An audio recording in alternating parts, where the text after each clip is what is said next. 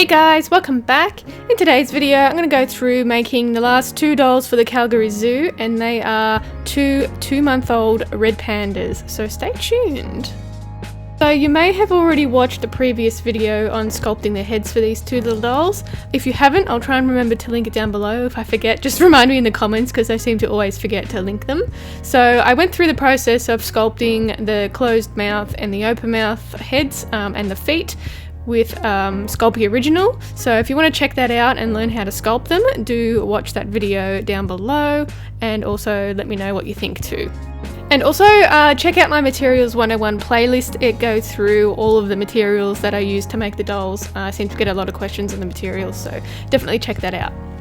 Alright, so moving on to the painting process, and I'm just using that same black water-based acrylic paint that I use for all my other dolls' nose, and that is from the brand Chromacryl, and it's an Australian brand that you can find here in Australia, which I'm sure you can find any other acrylic paint from your local craft stores. So I'll be painting the muzzle with a Matisse by Dervian in ash pink, and because little baby red pandas seem to have the same as the baby pandas that I've done previously, have little fur on their snout areas, so I want the pink to show through underneath the fur. So to get that effect, I go ahead and paint the muzzle area, and with the open mouth one I obviously have to do a couple of layers of paint to get the right texture. So the first layer of paint I'm putting down is that ash pink. Then I'm going to putting some cool red from Chromacryl, just blotting it on to not make it so uniform and a bit more blotchy.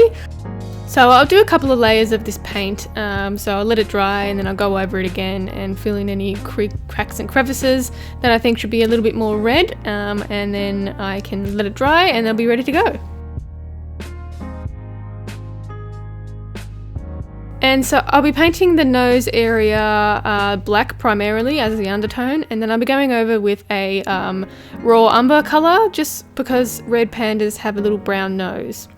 So I'll be painting the little feet it's sort of a browny black, just so it's underneath the fur that I will put on. It will be a little bit more brown rather than just white underneath, because that's really obvious, and panda feet aren't white.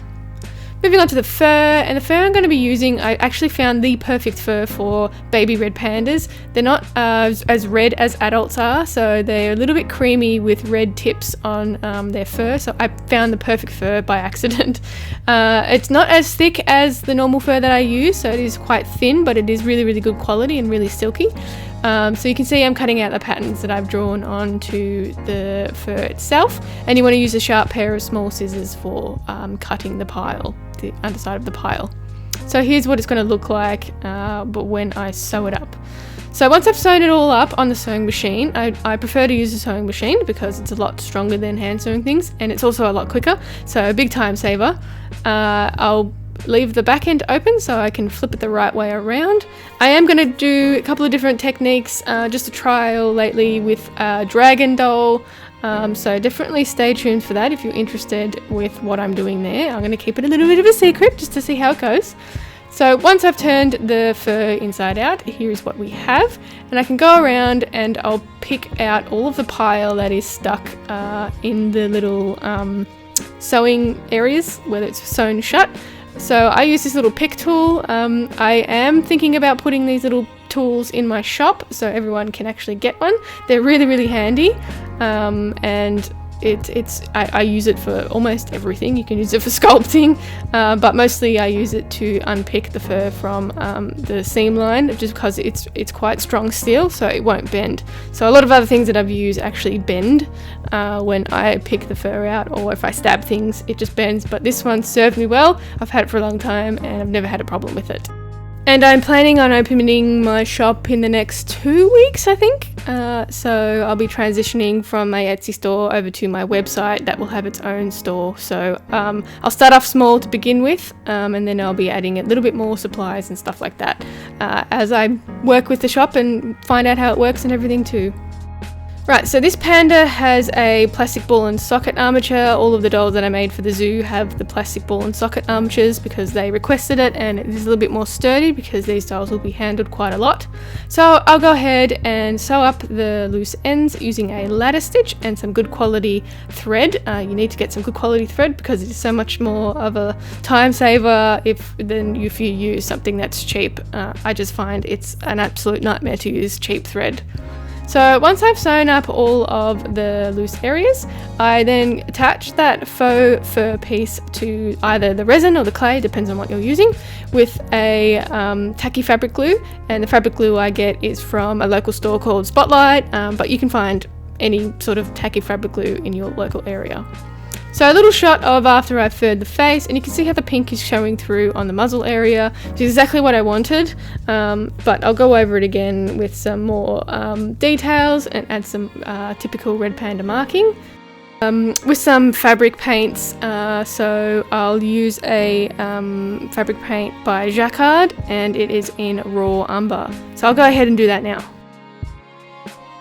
So I opted for using a brush this time rather than actually airbrushing things because I wanted it to be a bit more defined and I wanted to sort of blend it in a little bit more.